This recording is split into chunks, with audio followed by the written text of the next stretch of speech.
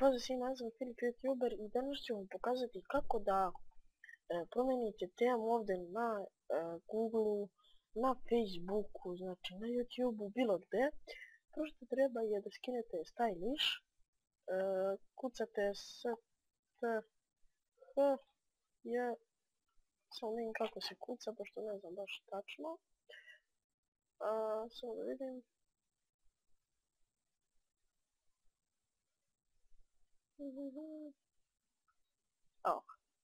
Znači, to je ovaj link.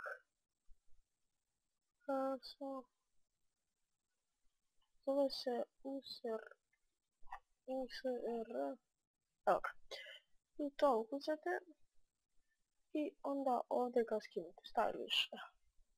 Tu ga skinete. I kad ga skinete, ali i da zbroj sam da pokažem da on samo može da, ko ima Mozilu da to napravi. Evo vidite, ja sam na Mozili. Uđete u Mozilu i imat ćete ovdje ovako kao S, ali neće vam biti ovako obojen, nego će vam biti sivi. Evo, pokazat ću vam. Evo, vama će biti ovako, beo.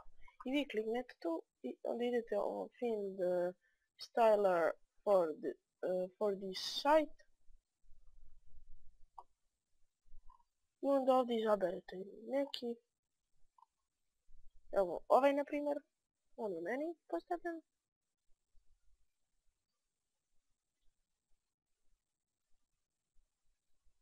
Kliknete na to. Sačko malo sam. Ali naravno izaberete dole dosta. I onda samo sačekamo da ovdje ispadne. I dobit ćete ovako update with stylish. Kliknete to.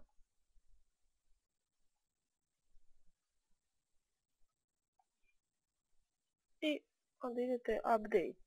Ne, i vi idete instant. Ali ja neću, pošto već imam to. I onda samo uđete i vama će biti promijenjeno. Evo vidite. Tako isto uradite i za YouTube. Evo, pokazat ću vam na YouTube kakva mi je tema. Evo vidite. Treba bude ovako. Evo vidite. To ovako mi je za YouTube.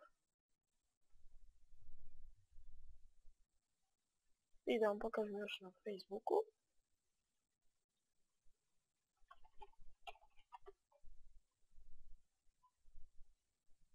Da, ovo je Google.